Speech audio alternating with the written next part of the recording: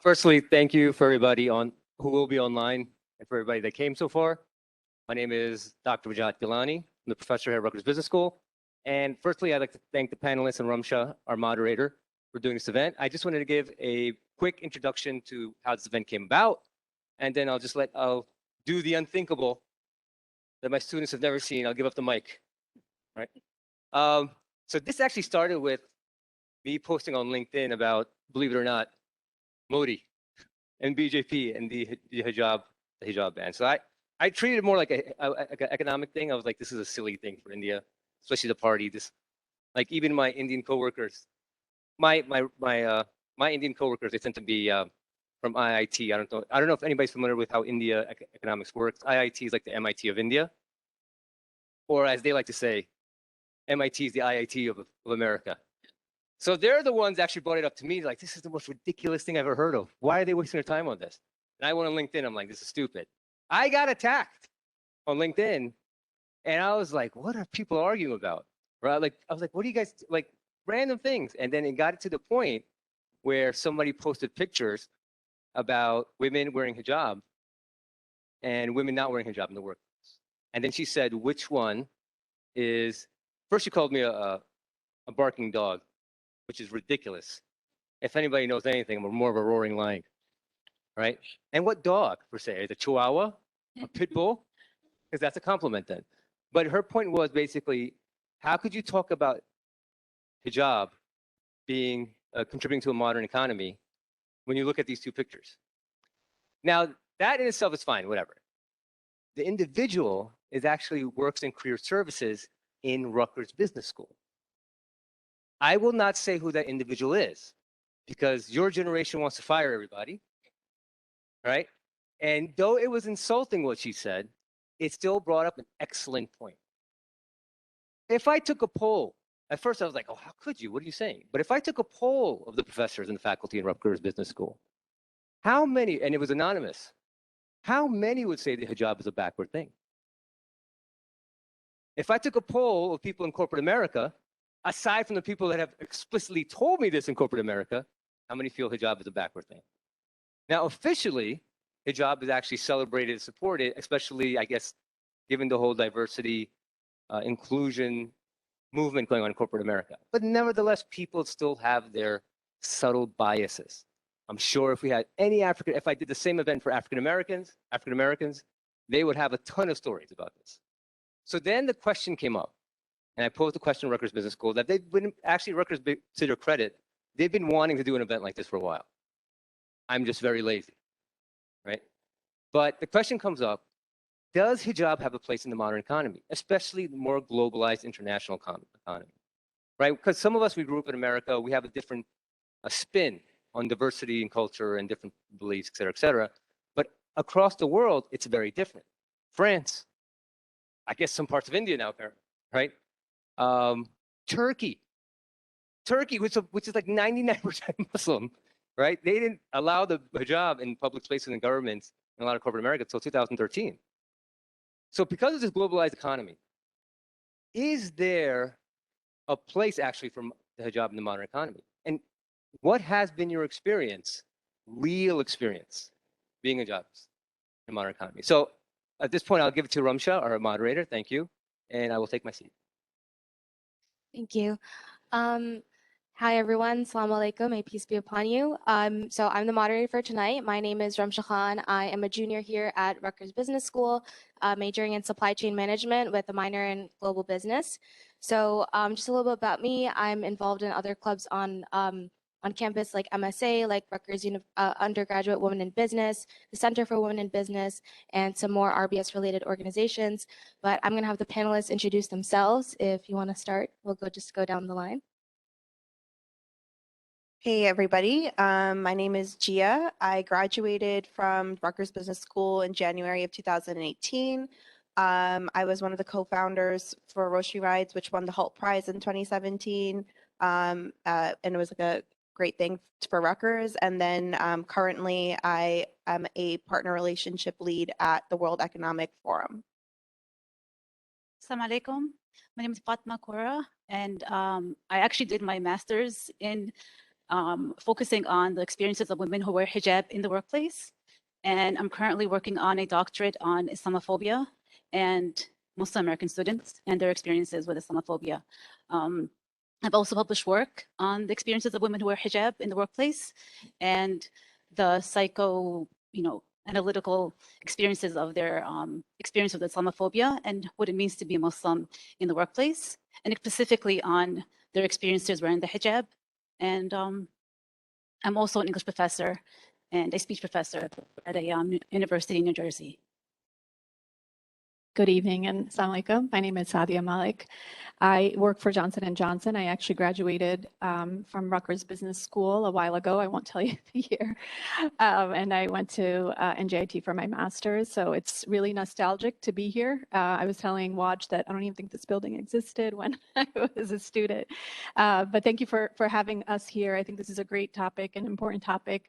I've worked just in my background in finance and in IT, but majority of my career has been in procurement. But the past 5 years, I actually switched over to corporate social responsibility, which is making social impact in our communities. And so working for a healthcare company that has really helped in kind of supporting local communities and even global communities when it comes to disadvantaged populations.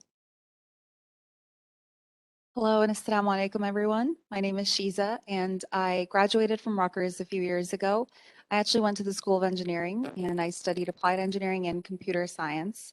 I worked as a software developer for a bit and then I transitioned more into the business world. And so right now I work as a technical data analyst at Bloomberg. And so that's kind of the financial and technical space. I also do a lot of diversity and inclusion work in my workplace. And so I may be the least experienced on this panel today, but hoping to contribute something. Assalamu alaikum, everybody. My name's Laraib. I've been working professionally for over 10 years. I graduated back in 2012. I took courses at Rutgers Newark and at NJIT. Originally, I went in as a pre-med major doing bio, like most DCs, and then realized I did not want to do that for my parents, and I switched over to accounting, an even more boring field at the time for me, and but ended up loving it. I ended up working in HR/finance, more of a hybrid role for over 10 years. Now I'm currently the CEO of my household because I have 3 children. I just had twins about 4 months ago and enjoying that, alhamdulillah. I'll pass it over to Amal. Twins are adorable, mashallah. I can vouch for that. So blessed to be surrounded by you guys. Just based off introductions, I think we're going to have a plethora of stories and experiences to share with everyone. We have like a list of questions, but I implore you guys to ask us questions, make this event engaging and casual. Because just based off introductions, I can already tell we have a good group up here. Assalamu alaikum, everyone. My name is Amal Chaudry, former Rutgers Business School alumni, both for undergrad and my MBA. I secretly wanted to do my MBA because I really wanted to go to this building because I graduated for undergrad for Newark and then this building existed and I was like, I want to come here. Accounting finance major and then I have a strategy and marketing MBA. I've been working for professionally maybe 7 years or so. I'm losing count. COVID added like 4 years in my head. And currently working at Church & Dwight, which is a consumer packaged goods company based out of Ewing. We make OxyClean, Arm & Hammer, a lot of, all that good stuff, laundry detergent, a bunch of other products. I have past experience working at Pfizer and also Johnson & Johnson. And where else did and I had like 1 year at Estee Lauder, which was nice too. Got my makeup out of my system. And currently work in a customer planning manager role. Managing financial, their funding, their trade funds, gross to net management, hybrid role between strategy and finance. Okay, thank you all for your introductions. I know, like you said, it's going to be a really exciting event today because we have some amazing panelists here. So I'm just going to dive right in. I guess the way we could do this is whoever wants to go for the question, you could answer it with your mic. So the first one I have is, did you ever feel like you had a disadvantage when vying for a promotion or an opportunity because of the hijab? And how did you deal with that? Or on the other hand, did you ever feel like you had an advantage because of the hijab?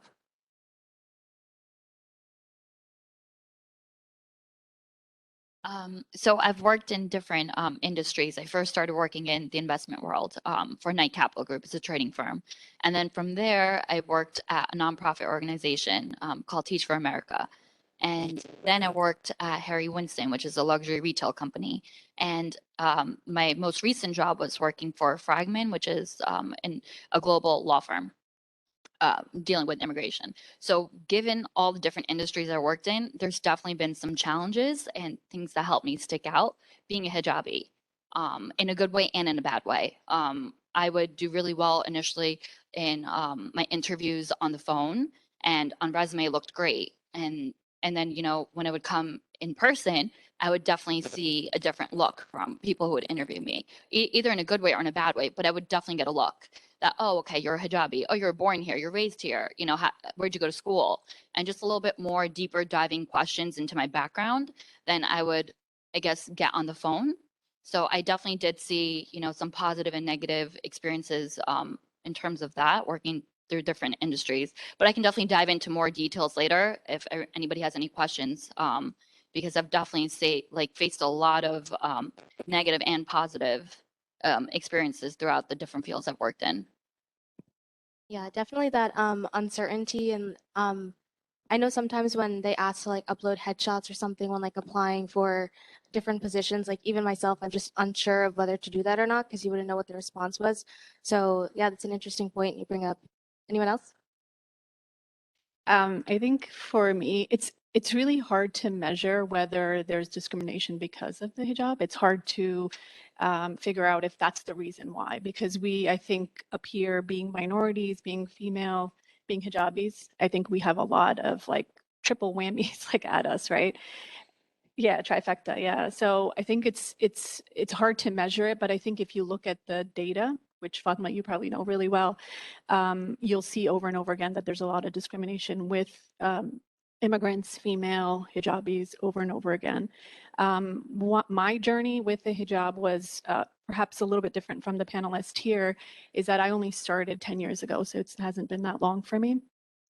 So throughout my college career, when I started working, I didn't wear a hijab, but I actually started, when I started 10 years ago, I was a part-time hijabi, right? So I would wear it, I would get up in the morning, wear it, drop my kids off to school, go to work, get into the parking lot, take it off, and go to work. And I did this for a while, and I actually wasn't proud of it, but this is my journey, right? So I look back at it and I felt guilty about it, but I feel like I had to go through that. So given that situation, I do think that there was discrimination if I felt it, right? I don't have anything overt that was said to me, but obviously I felt something. I didn't feel comfortable doing it at work specifically. So I think that we have to sort of manage, and I think if you're contemplating whether wearing a hijab with work, you're always going to have some type of struggle regardless, whether you're female, whether you're Muslim, you're going to have those struggles regardless. And I think that you have to find a balance and sort of feel comfortable with what your journey is. Yeah, so I guess just to piggyback off of you, I felt like for me, if somebody didn't hire me because I was a hijabi, for me, that was more motivational. So I was like, all right, okay, you don't want to hire me? I'm going to get a better job. Like, I'll do something better. This wasn't right for me. And this is not the direction that God wanted me to go in. So for me, I just took that in a positive way. And any job that I had after that, that I landed in, I would just use that to my advantage and I would teach people about the hijab. And, you know, if anybody had questions, for majority of the people that I worked with, nobody had ever met a Muslim person, like let alone a hijabi. So everybody had so many questions about why I take it. Am I oppressed? Like, did somebody force me to do it? Like, you know, do I ever take it off? And, you know, who gets to see my hair? Just all these random questions, but I use that to kind of educate them. Whether I was getting good feedback or negative feedback or annoying questions, like I just kind of used it to help me and to get my word out about the hijab and like my journey about it. That's a really good story. And like, again, to further add to it, similarly, like I've had alhamdulillah, I've had few experiences where I found the hijab to be a disadvantage, or not a disadvantage to me, but one where like it was a negative experience, where either a direct supervisor treated me a certain way because I was hijabi, Pakistani, and a girl. And so it was like, for him, he was a Indian older man from like a generation well above me. And it was like, I felt like I just like, I hit every nerve that he ever had, you know, just by existing. So that was like one big experience for me. And I actually ended up leaving that company. And he played a huge part in it. And COVID played another part, and like me getting married and moving, but he was like a huge factor of like, I was like, I can't work for this man. Like I can't be here, you know, it's just negative going to work every day. But in other instances, I've had more positive experiences to like outweigh that, where I've been surrounded by primarily in all the companies and all the experiences that I've had, primarily white people that have never met a Muslim, definitely not a hijabi. You can see inquisitive looks on their face, like they understand, you know, you take them, oh, you call it the Muslim headscarf, oh, you take the Muslim turban, whatever words they want to use. They don't do it out of, you know, they're not doing it to be mean. They just genuinely don't know any better. And I was able to manifest that and put it and use it to my advantage, to kind of use it as dawah and kind of convince myself that, you know, this is my chance. Like they don't know any better, and I'm not going to feed into that stereotype and become the, like, oh my God, I can't believe you don't know what a Muslim headscarf is. Because then they'll be like, oh, well, I wanted to know more, but look at your attitude, you know? So I kind of like took that, and I took it as my personal motivation at work and used it to spread more dawah about the headscarf, not just the headscarf, but just being Muslim overall. Again, I can go into more stories later. Just recently did something in December at Church and Dwight, super white company. I mean, literally, like I'm talking like the amount of Toms I have on the team is like unreal. There's like 5 Toms, 6 Dans, and 3 Marks. And it's like, they have like the one like African-American person and like one Muslim person, and that's me. And then I later learned that another coworker of mine, she wasn't hijabi, but she's Muslim and she has a completely different background. And just in December, we did like a, kind of like a panel discussion, just me and her, for our entire sales organization, which ended up being like 150 people. And the questions and the hoorah we got, because we were just able to open up and just talk about it. And it was so beautiful to see, because they were just genuinely interested in hearing. You know, so it was really nice. So I've been, alhamdulillah, been able to channel hijab to a more positive outlook in my life overall, from work. Is it okay if I know we've been on this question for a while, but I guess they're really great points raised, but I wanted to discuss the tokenization of the hijab. And it could be either or, but the number one thing is that it's an extremely visible identifier.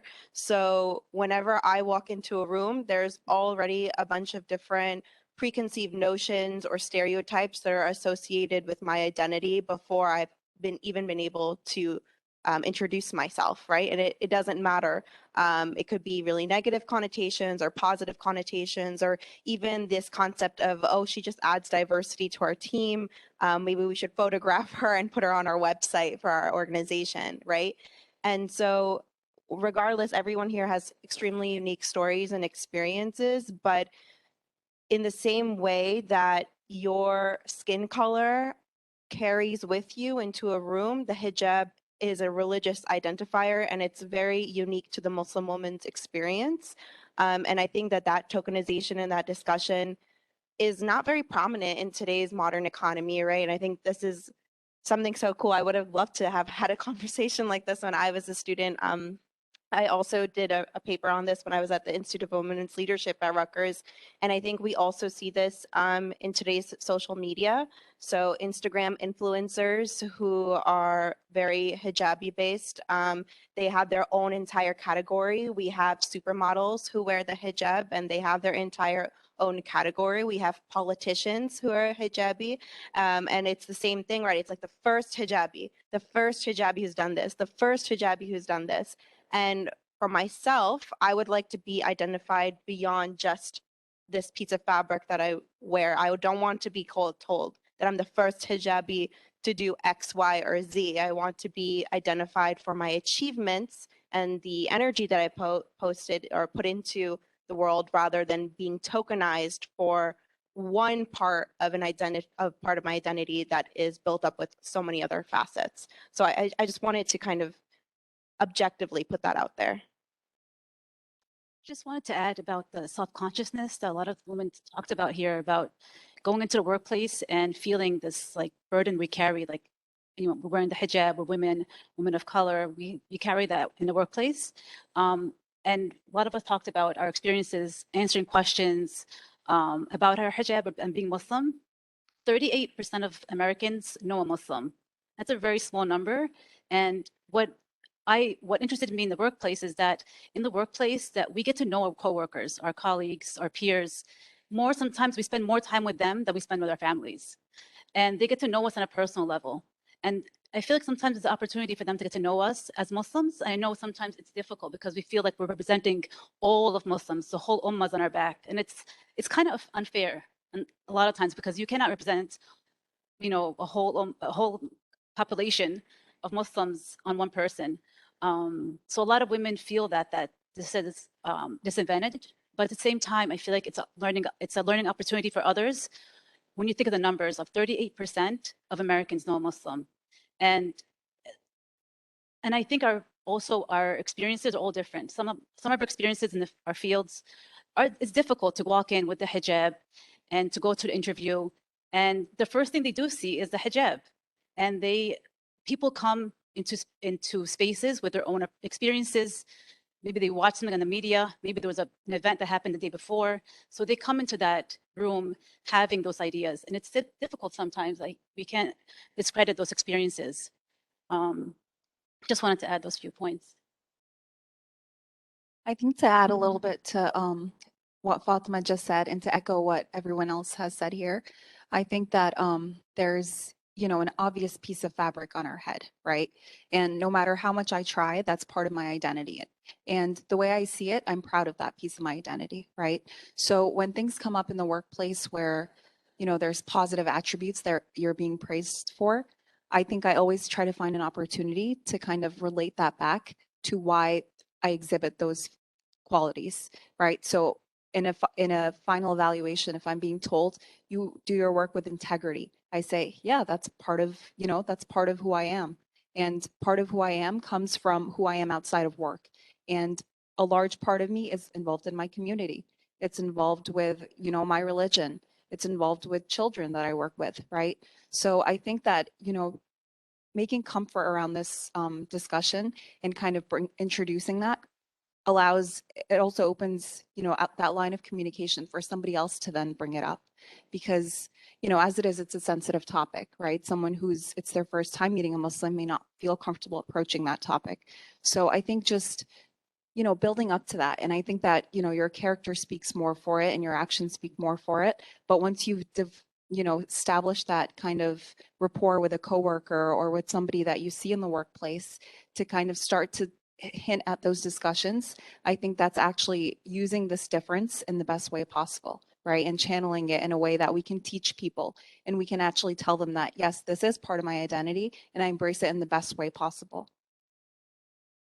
Those are some amazing responses there. I'm looking forward to hearing more stories, but definitely the part about, educating people about hijab who really don't know. They meet someone, they meet a hijabi for the first time and they ask all these questions, and it's super important to just let them know that dawah aspect is really important. And also, Gia, what you said about, I don't just view me as the first hijabi to do this. I think that's a really important concept as well. So another question I have. Personally, are your experiences better with female or male leaders, or was there any other general characteristics that stood out that separated the good from the mediocre or even the bad?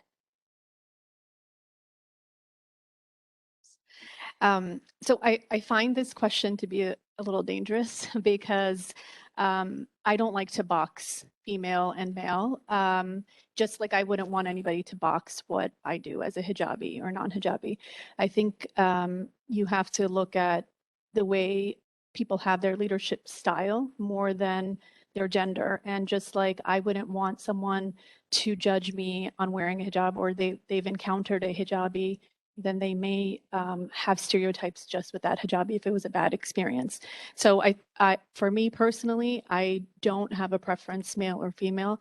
The things that I'm looking for in leaders when I work for them is openness, being able to be flexible, really encouraging diversity, but diverse thoughts as well.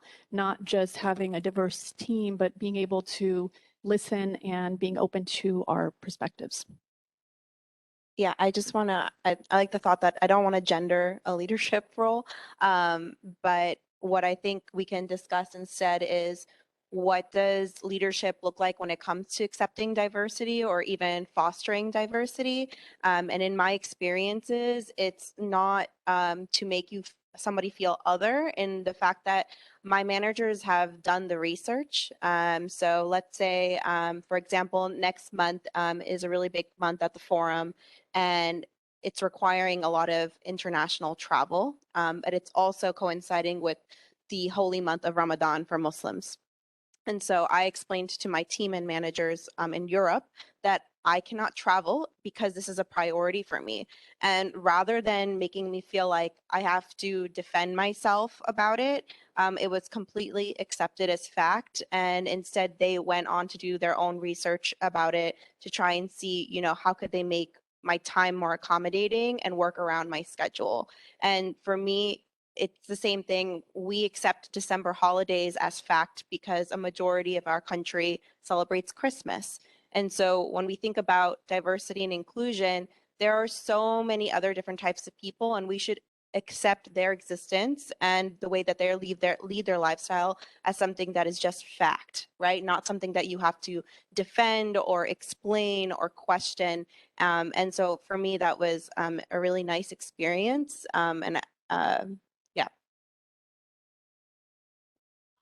I will add, I guess, agreed with you. I'm on a diversity and inclusion council at work recently, and the holidays thing was a big one for us. Like, we just talked about it last week, where we were saying like Eid needs to be a holiday like I should get off without having to use a personal day, basically. Also, they only give me like 21 days. I'm not using a personal day towards a religious holiday. You know, it doesn't feel fair. So that's definitely something. But going back to like the leadership skills for a minute, to me, it's not a gender-based thing. It's more of a person-based thing. I've had bosses, irrespective of their gender, I've had bosses that are completely just not involved. Like, it's like you've managed so many people, you're bloating about the fact that you have 10, 20, 30 years of experience in this field. So you've managed over maybe, 50 employees, and somehow you're still not understanding the fact that I have a certain faith, Ramadan's a certain thing, and I have to fast from, and it's like not a concept that registers to them easily. And in the same breath, I've had a manager who's tried to actually familiarize and show me the similarity. He's like, oh yeah, similar to Lent, so yes, maybe it is similar, whatever. I'm not going to get into that, but it's like, it's nice to see that he was at least like trying, he tried to bring a similarity to me and him, rather than being like, huh, why would you not eat drugs? Why would you not even drink water? Like, we all got that question, guys. Every single one of us, I know.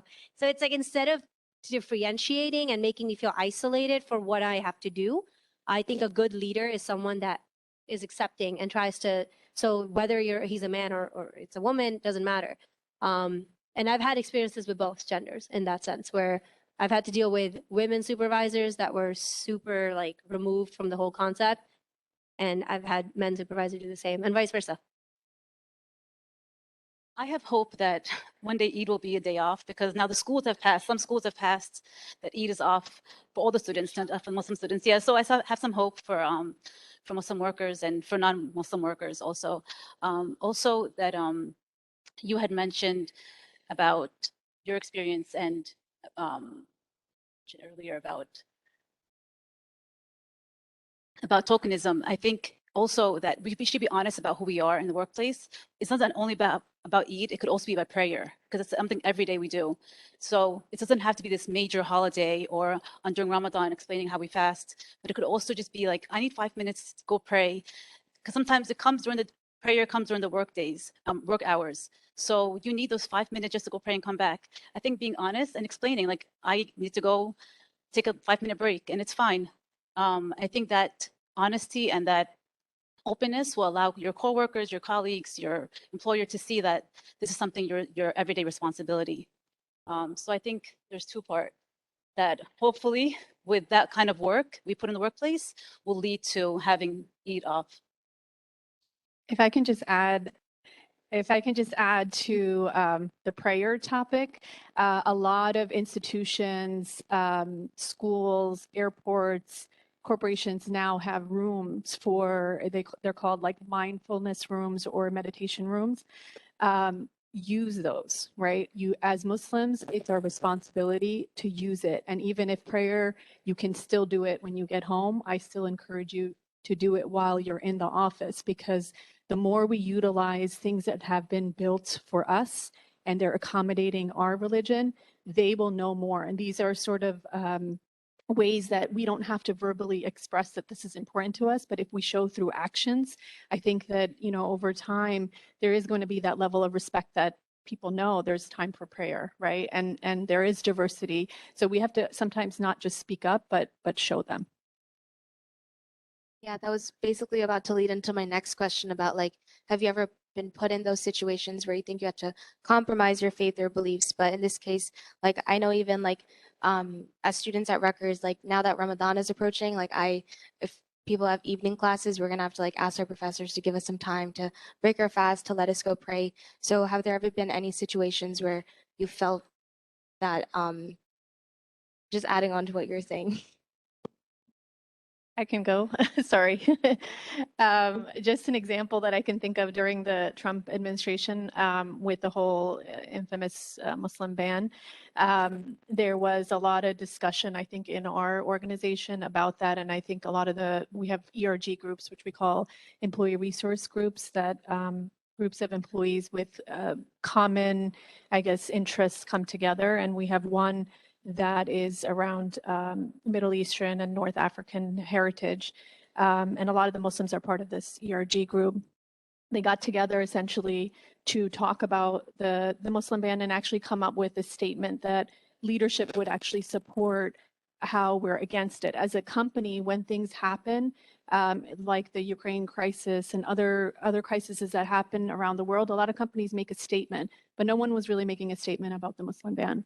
So we actually got together with a group of employees, and from that, I think a lot of positive did come. I don't think we got as much recognition, but I think it's a start.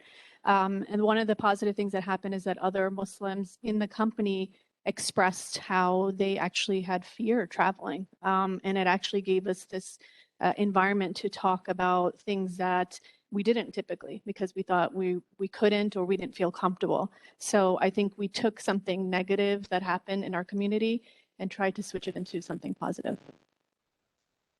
Yeah, I was going to say networking activities and happy hours are extremely uncomfortable for myself, at least, predominantly because in the States, it's around like bars or drinking culture. And as Muslims, one of the tenets of our faith is that we abstain from alcohol.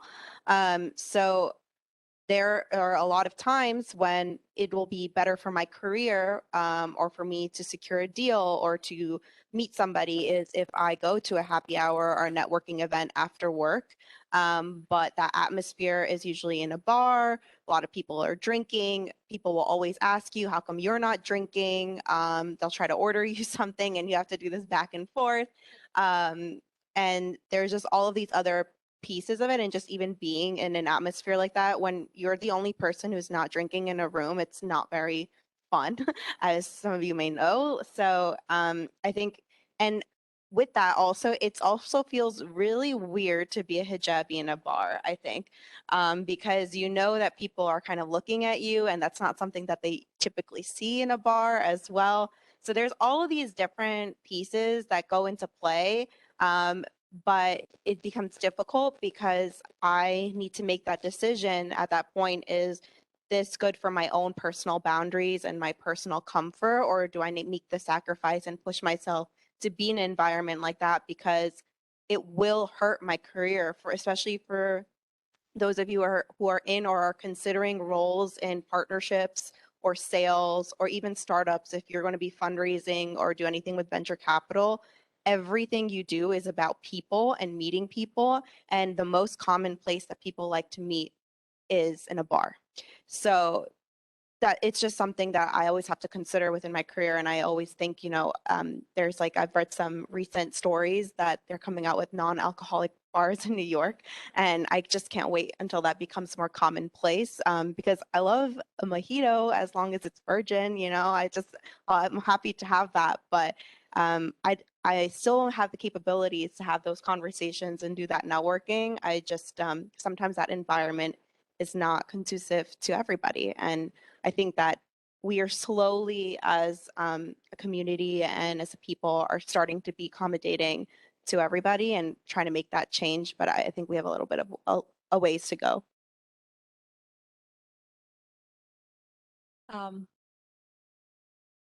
Sorry, just to comment on Gia's point of, happy hours. I think that was one thing I noticed immediately when I started working as well. And I just said to my team lead at the time, I was like, hey, I don't drink. There's nothing really for me to do in a bar besides sit there, right? Why don't we go to an escape room? Why don't we do a different team building event, right? And the change is not going to happen until we make it known, right? The change is not going to happen until we say that we're uncomfortable, right? And when someone comes back to you and says, no, we only go to happy hours, that's a larger discussion to have, right? But I think that, just initially taking that step and kind of suggesting something, right? I wouldn't recommend saying, oh, I'm just not going to go, or this is just not, this is not where I want to be. You go there with a plan, right? You say, hey, I researched this. This is close to work, right? Why don't we go here instead? And 9 times out of 10, it's going to be perceived in a very, in a very receivable manner. That's a really, really good point. I really appreciate that, and I'm trying to manifest that more and more at work too, where it's like, because I think the moment I had that clarity was when my own supervisor, actually, he was of Cuban descent, super drinking culture, but he didn't drink for health reasons.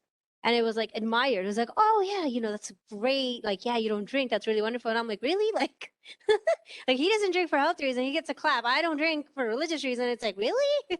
So like, I completely agree with that, where it's like change will not happen unless we channel it. Fatima, to your point earlier, I feel that sometimes the pressure of the entire ummah is on our back. Like, why do I have to be the only single person channeling this huge change at work? But it does work, and it is well received most of the time, if not all of the time. And recently, like I've seen, companies are getting better at diversity and inclusion because they're being judged against it. Employment rates depend on how diversified you are and how inclusive you are, and that doesn't just stop at it's not just at the Muslim minority group. It's well beyond that. To have women on your leadership team, it's a gender thing, it's an ethnicity thing, it's all types of things. So that's one thing. Another thing that I wanted to add was I had a story actually, Gia. Number one, mango mocktails all the way. I can't wait for these non-alcoholic bars to exist. We're gonna be spending a lot of time there. Number two, I've actually had a personal story to share where it was one of my direct supervisors. This is a company I didn't last at very long for this. Primarily, one of these was the biggest reason.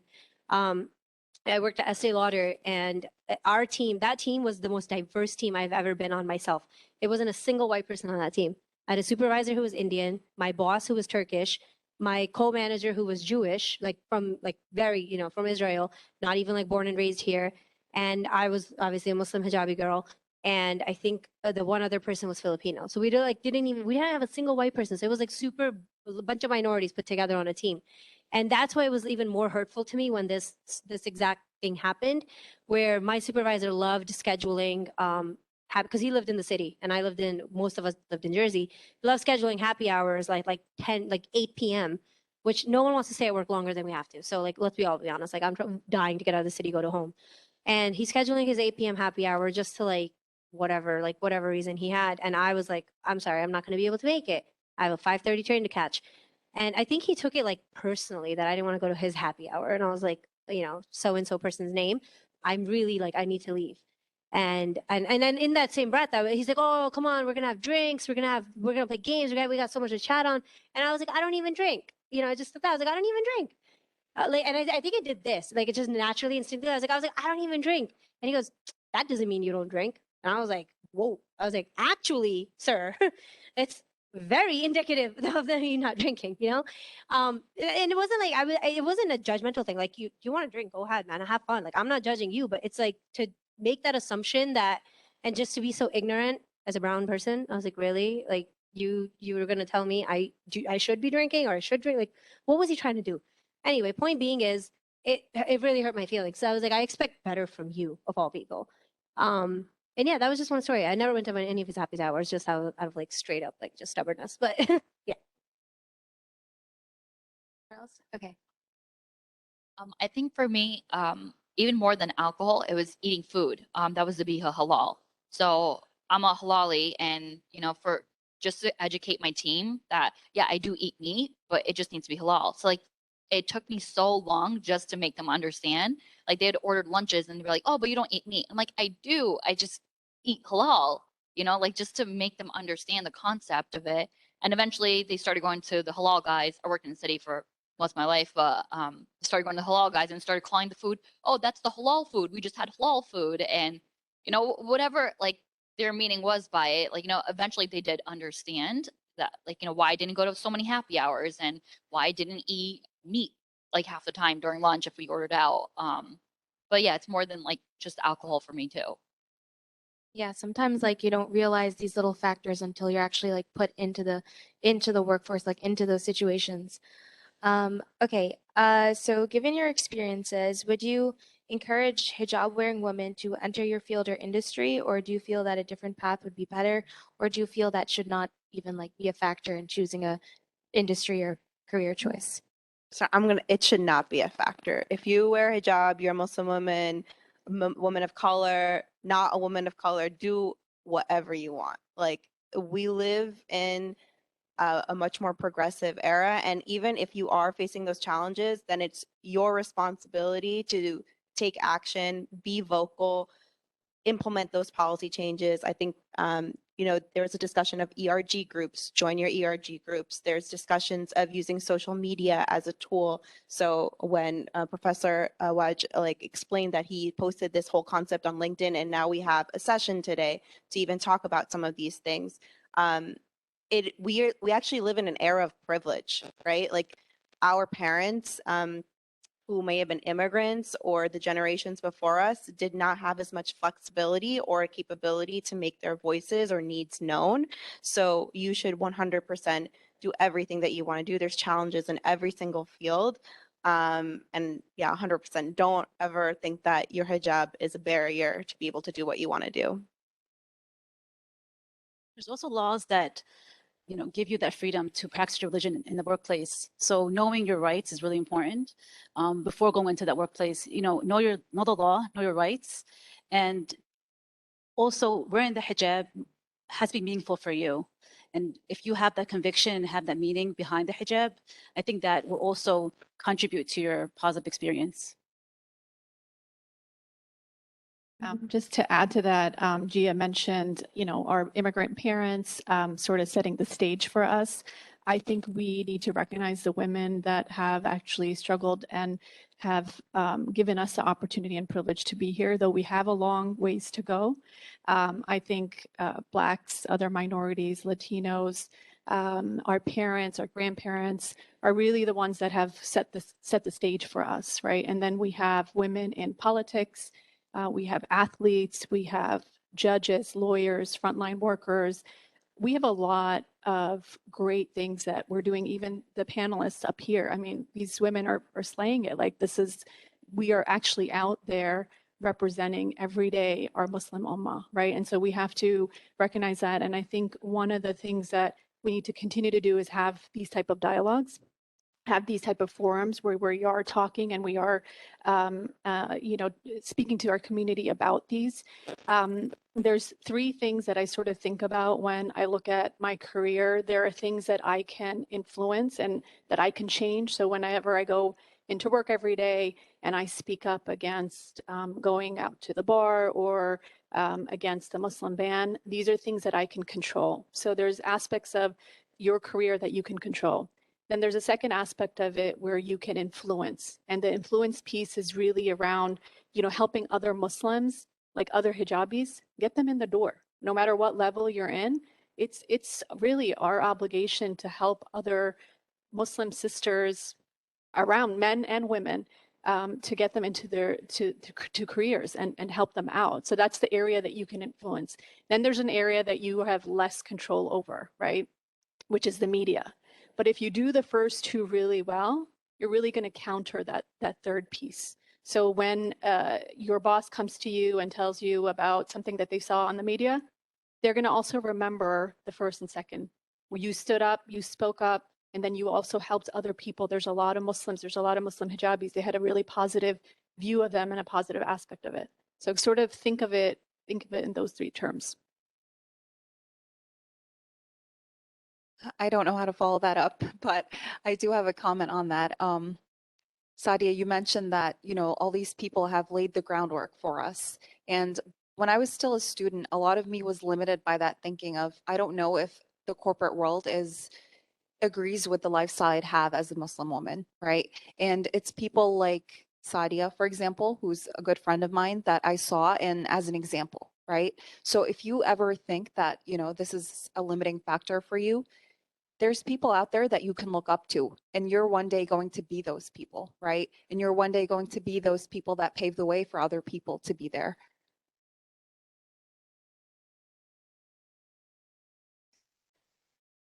Okay. So just in general, do you have any, I know like a lot of us we're having internships for the summer, or some people are graduating, they're starting their jobs. Any just advice in general, just going into the workforce, even as a hijabi or even just in general, you would have to someone starting an internship or going to their first job? So I guess this is general advice. You may be wearing the hijab for many different reasons, right? It may be cultural, it may be your statement, but I think ultimately you have to remember that you are doing it to please Allah, right? And I think your intention should, even if you're coming from different backgrounds, maintain that intention, that you're doing it for the sake of your Lord, for the sake of Allah. With that, I would say that if you practice that thinking, you also should practice what is called ihsan. So whenever you do whatever field you're in, whether you're getting an internship, whether you are an experienced worker, whatever field you're in, you have to do it really, really well. And that's part of our deen, right? To do things with excellence, with truth, with sincerity, in everything that you do. And it's not just work, not your career, it's many things. And I think people will remember that more than anything else, because the cultural aspect of wearing a hijab, or maybe the rebellion aspect of it, will come in waves, in and out. But if you're sincere about what you do, I think that will always stick, and people will always remember that over anything else. So I think just to add on to that, those are really good points. For me, it's don't be afraid to stick up for yourself. If you do face discrimination, which a lot of us do, and I'm sure some of us have, you have to say something. And if you don't say something, if you just keep it to yourself, go home, go just complain to your family about it, cry about it, to your friends, nobody's really going to do anything about it in the workforce. You have to say something to the right people. And each company has HR departments. You have to go to somebody, you have to make them aware of maybe a coworker who said something wrong. I personally, working at Harry Winston's, it's a luxury retail company. I was the only Muslim person there in my entire company globally, which is a huge deal. So I had a coworker who was a manager at the time say to me, "Oh, you open this package, you people are used to opening up bombs or looking at bombs," like something really, really, really big like that. He's now the global head of HR for that company, which, I did complain about it. I made a big deal as much as I could. They spoke to him on a handful of occasions. But despite that, he's a white male, and he still was able to move up the corporate ladder. So, things like that will happen, but you have to, I guess you still have to speak up. So be strong and, do your part. I'll give some more general advice. First of all, that's crazy. Secondly, I'll give some more general advice to Ramsha, to your question, like to the students in general, not particularly as a hijabi female, but just as someone that's worked for a while, starting out with internships, whichever field it is, business, business school, non-business school related. At the end of the day, try to just remember it's a job, and that's all it is. Work is work. but there's a huge life outside of work. And I remember I like look back at my like internship self and I'm like, oh my God, like why did I like take this to heart so personally? Like this one Excel spreadsheet, like I lost sleep over. And now that I'm like, 7 years in, I'm like, yeah, it'll get done. So just try, don't say manifest that attitude right off the bat, but just try to remember, work hard, give it your best shot. And inshallah, like things will work out. Because at the end of the day, a job is a job, and that is all it's meant to be. It is not meant to be your life. Work-life balance is extremely important. And the sooner you learn that and realize it, the better it will be for your mental health, your physical health, your family's health, your personal overall happiness. And I guess what else? And yeah, don't let people try to peer pressure you into doing things that may not particularly be your role, especially entering as interns. I'm sure you guys can all relate. We've had things thrown our way where it's like, oh, we'll give it to the intern. And that is a very, very real thing. Entering a new company, sometimes you have people that have tons of experience, understand the politics of the workplace that you are so new to, you have no idea. So try to embrace that, try to learn from it. Every now and then, yes, you will have to do something that's not your job. That's part of the job. But similarly, like speak up for yourself. Be comfortable saying no. Be comfortable asking questions. Don't just quietly put your head down and take whatever your boss throws at you. Ask. I wish 19-year-old me was friends with Amal to get that advice. But but I do have a personal story to share. So this was my first internship interview ever, and it was at an electrical engineering company. So you can already imagine that 99.9% of the people there were males and middle-aged males, white middle-aged males on top of that. And I had a phone interview as my first interview, and it went really well. And I went in person to meet the same person I had a phone interview with. And I immediately sensed like some sort of attitude towards me, right? And I was he was throwing problems at me, technical problems. Hey, solve this, mathematical problems, tell me this, right? Just quizzing me off the bat. And every time I try to say something or try to walk through my thought process, I was interrupted, right? And the young girl that was sitting in that desk thought, I'm just not good enough, right?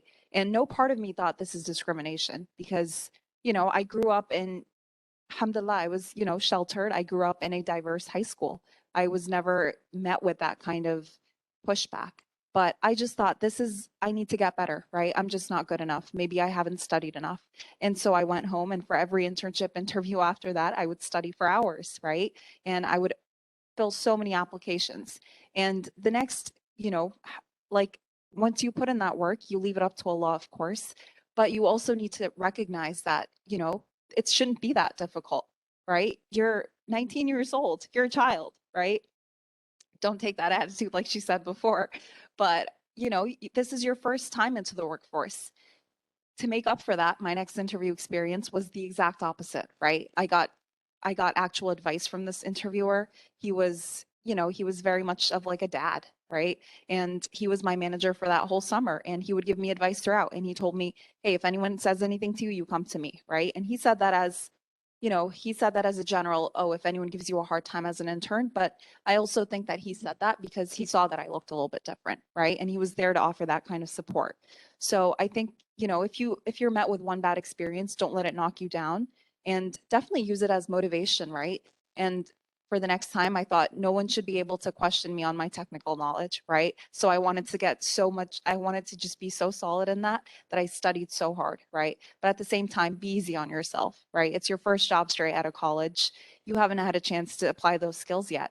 And someone who you want as your manager will understand that, right? And somebody who won't understand that, you dodged a bullet maybe. I was going to say I think this is good advice in general, but first impressions matter, especially when you have a lot of things stacked against you. So if you're a hijab wearing Muslim woman and you're showing up to the first day of work on interview, you better look good, right? Like everything should be on point. And like the story I have there is that my first internship, my sophomore year, was at the Bank of New York Mellon, which is it was like on the procurement office, but there was a lot of interns doing work on the trading floor, and that's a predominantly a field that's predominantly dominated by white men. And I, when I was interviewing and I accepted the offer, I didn't wear the hijab. And then right before I started the internship, I made the decision to start. So you can imagine my entire team's surprise who interviewed me when I walked into my first day of work wearing the hijab. They were like, they kind of were just like, they didn't want to say, they were like, something's different about you without being rude. But they acknowledged, you know, that this is not the same person, but it kind of was like, well, you already hired me, so you can't really do anything about it. But for me, a lot of my confidence and that first impression stemmed from being confident in what I was wearing, how I looked, and how I presented myself, and how I held myself with confidence as well. I think as women of color, not just hijabi wearing women, we have a tendency to really doubt ourselves, really second guess ourselves and put ourselves, you know, second or last. And we will ask ourselves, maybe I wasn't smart enough. Maybe I didn't study hard enough. I constantly battle with that self-doubt. And what I've learned to do is that those first impressions, I have to walk into the room acting like somebody like Donald Trump, who has so much confidence in himself and the way he presents himself to the world that he was elected the United States, President of the United States of America. You know, and whether or not I believe his or side or agree with him is not the point. It's the fact that he believes he can be in any single room and that he deserves to be there. And that's what you kind of have to walk in with that kind of attitude. So yeah, first impressions matter, and it doesn't matter who you are. I wanted to add that success only comes through Allah. And I think coming into the workplace with that perspective is really important, especially for Muslim women who wear hijab, because we question ourselves and we have difficult experiences sometimes, especially in interviews where people are questioning our qualifications, our background, where we come from, we went to school. So having that conviction that Allah provides us with the success and opportunities is really important. And also another piece that I feel is important is that because of our visible identity as Muslims, we have to understand that we are also participating in active, we're active agents in change, because people come and see us and they talk to us, especially in the workplace. I mentioned earlier that people get to know us. The reason I started this project or this research on Muslim women in the workplace is because I had a coworker who didn't want to speak to me. He was a male coworker. For a long time, didn't want to speak to me. And then one day I said something to him and he was like, oh, you can talk to me? And I'm like, why would I not talk to you? I work, you see me all the time at the college. And he was like, oh, I thought Muslim women can't speak to men. And I was like, that was just that whole experience was like, wait a minute. There's a whole misconception about Muslim women and their identity, who they are, who they can speak to. And so I think as Muslims, we have to be those active agents of change. And we have this opportunity to be in the workplace. So I take that opportunity and transform that into dismantling those perceptions of Muslims. Yeah, that's some really great advice. I know that I definitely learned a lot from just the stories that you all mentioned here. And I just wanted to open up if anyone had any questions that you wanted to ask the panelists. That's okay too. It's just, yeah.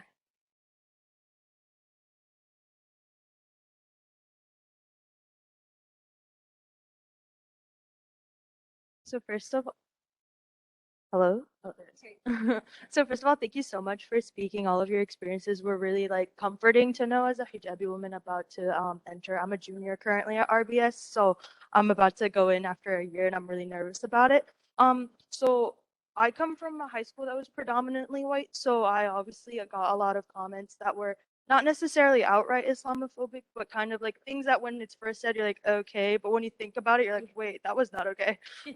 So I was just wondering if you guys have any advice on how to go about that. We did speak about going to HR or doing it as a dawah, but if you have like a coworker or person on your team that's just not willing to like understand your point of view, and you kind of like, how would you go about that without like feeling like you're maybe sacrificing your career or gonna get backlash?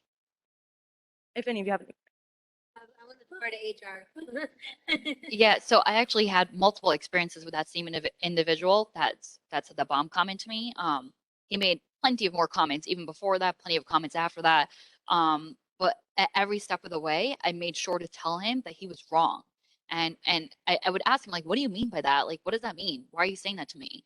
Like, you know, he was a recruitment manager, and he would look through people's LinkedIn profiles, and he was primarily responsible for everybody that came into the company. He was the initial interviewer for most of the people there. So he would be looking through the pages, he'd be looking at the pictures. And like somebody had applied for a role who was another hijabi and actually ended up knowing her through Rutgers. And he's like, oh, we can't have another one of those people working here. Like really dumb comments like that. And like I was like, oh my God, like what's wrong with you? You know, what does that mean? Like, did you just hire me just to check, you know, the box there? Like, you know, you need a hijabi working at the company just to diversify your team. But like I always did complain, and I said it to him directly, like I'm gonna tell the supervisor, like I'll tell the head, like you need to stop. And eventually he did stop making the comments, but I knew he didn't stop feeling the way that he did.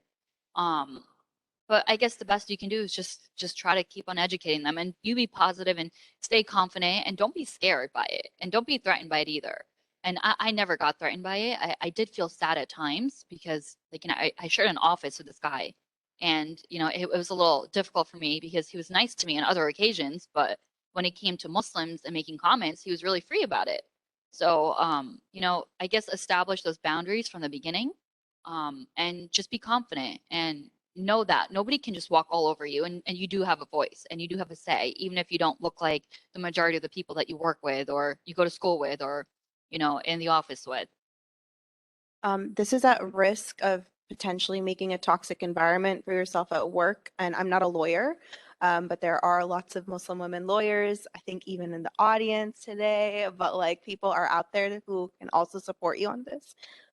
Document everything. I understand that sometimes it's not always easy or feasible, but if you are feeling uncomfortable, there are laws in place to protect you. That's one of the privileges of living here in the United States and being an American. And honestly, if it comes to a point that your HR is siding with you and you can't take legal action, there are even other resources like CARE, which is the Center for Council for American Islamic Relations. Did I get it right? There's other resources like that who will even support you for free. And then even despite all of that, if you still don't feel like that, leave the job and blast them on social media. I truly believe that that is like a weapon that we have, not a weapon, maybe I shouldn't have said the word weapon, but like it's a tool that we have. We've seen so many social justice movements carry out via social media, and we can leverage the same tools.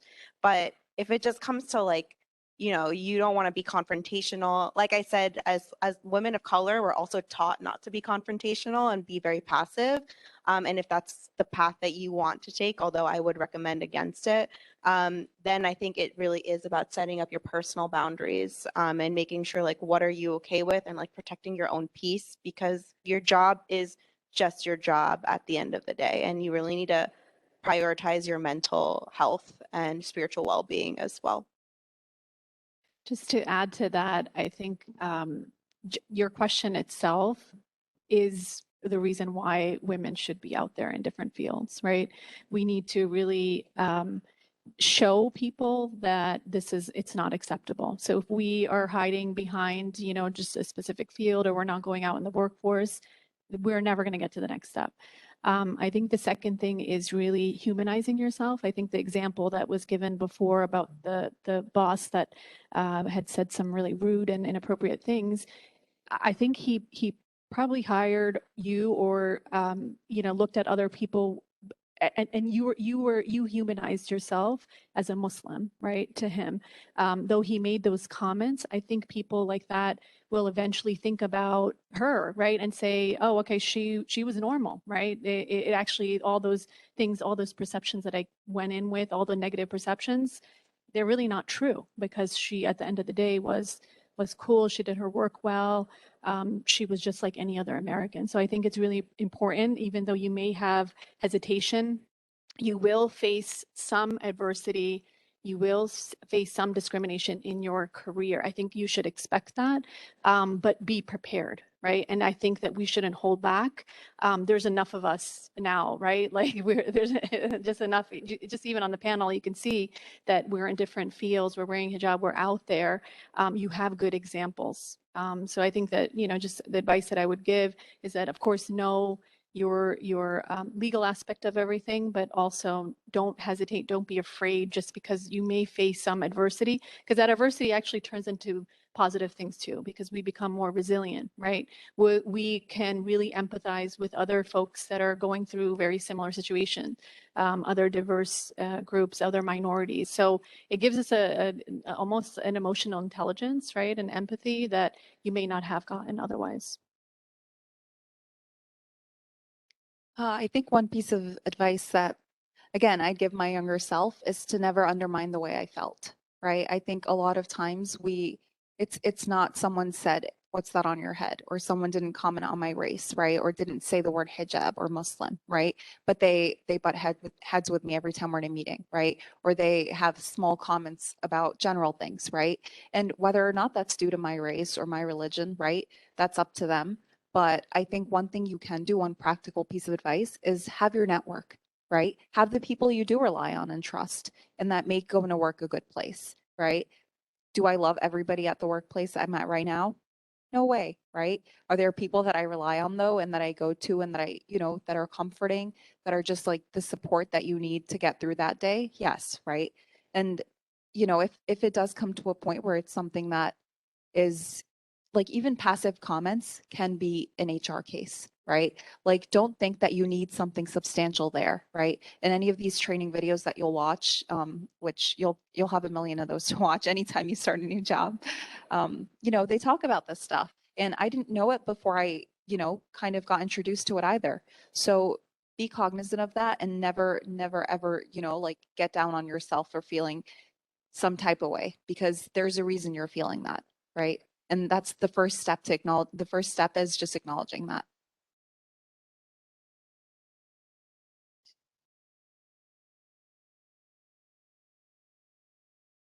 Hello, you guys hear me? Okay, assalamualaikum. My name is Rania. Thank you so much for giving all of your perspectives. Just seeing women in business makes me so happy, especially as like a Muslim girl.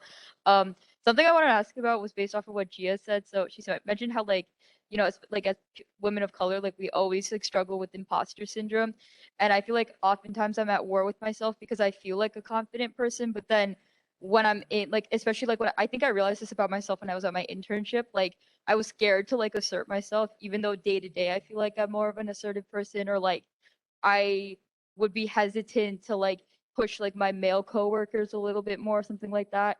And I just started feeling like, I'm in this, like I earned this role, but did I actually earn this role? Like, am I just a diversity hire? You know what I mean? And like sometimes it's like hard to shake that feeling, or hard to feel like I actually earn where I am. So like I guess like my question is like, how do you like kind of get over that imposter syndrome and like that feeling of like, oh, they see my color, they see my religion, and like that's why they hired me. Like getting over that feeling and feeling like you actually belong like in the role that you're at. So, I think I've definitely relate to that. So in 2017, I had the honor of winning $1 million with a really great co-founding team, and I had a lot of spotlight on myself, especially since I was CEO of the company that I founded. I had to do a lot of press.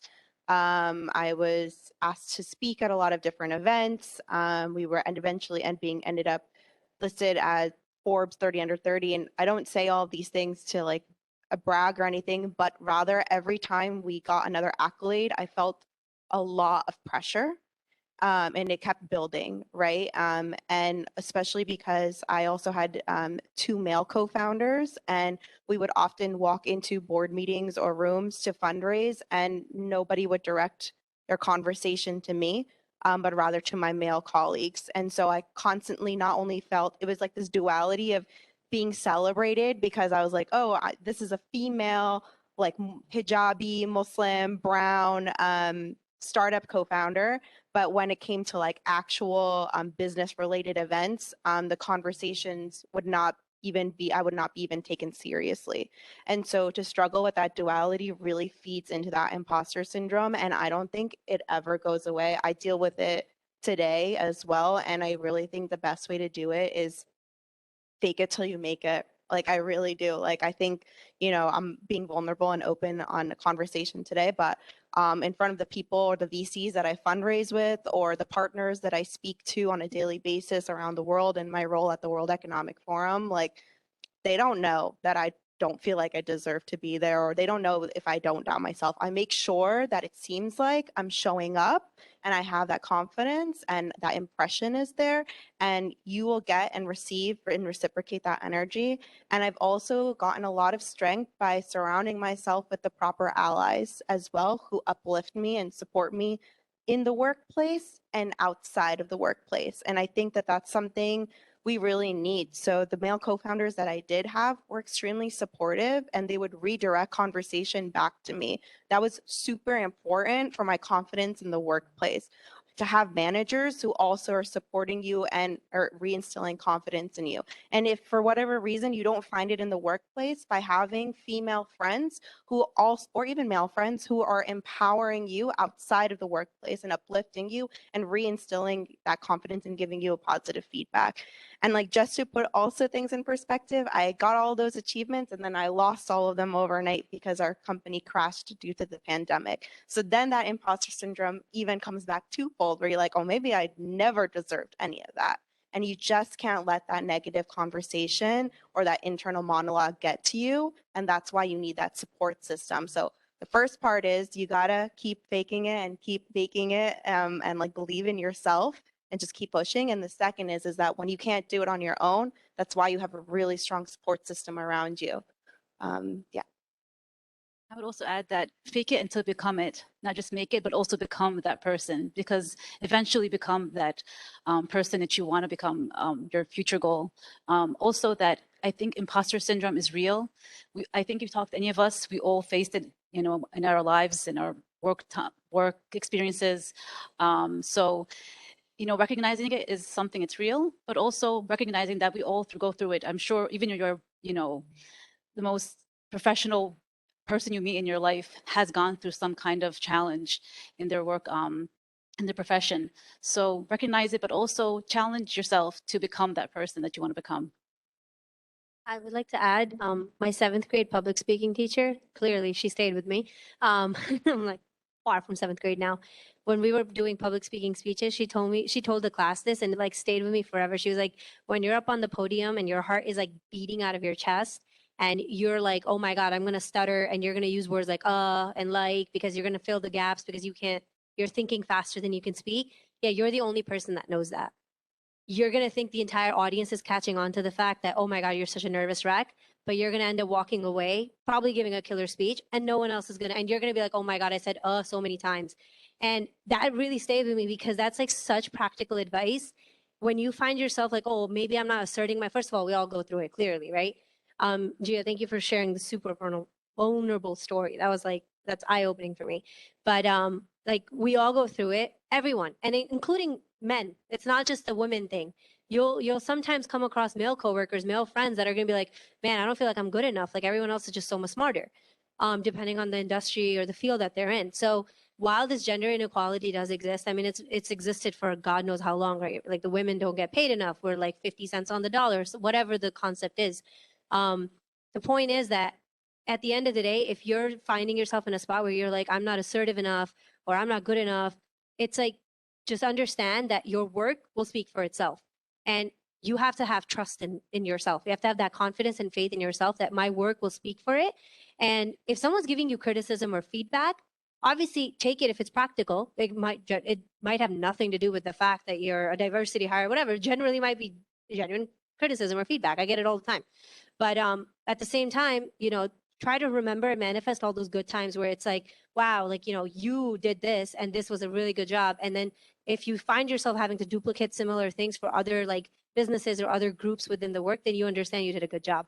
And you got to congratulate yourself on that. There's nothing wrong with giving yourself an applause, having confidence, and just having trust that you're, even if you were a diversity hire, which I'm not saying you are, but even if that was the case, eventually you will get to a point where you will be an asset, not just because they had to check a box.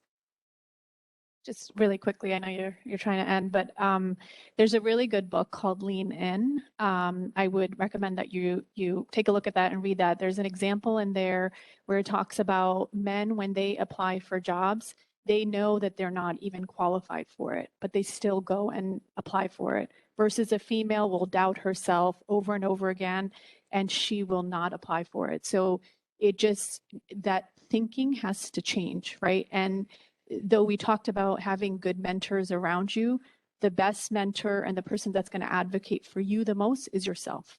And so you have to remember that you are your biggest advocate.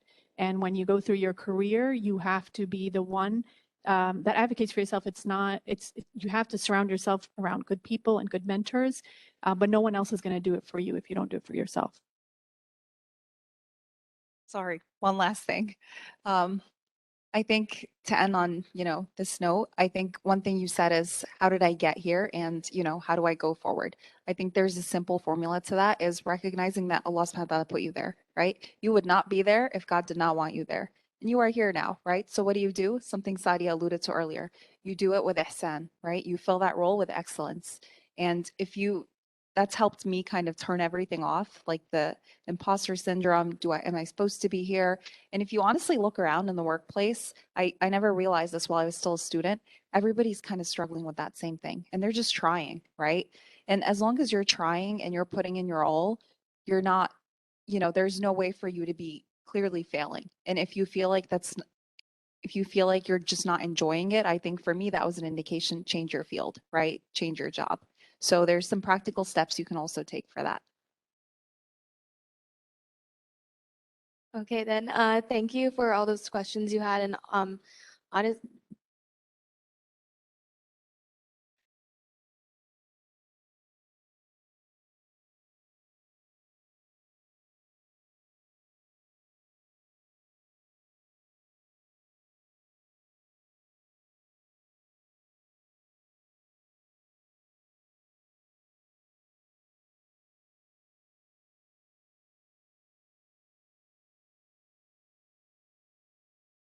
so thank you all for all the stories you shared and everything.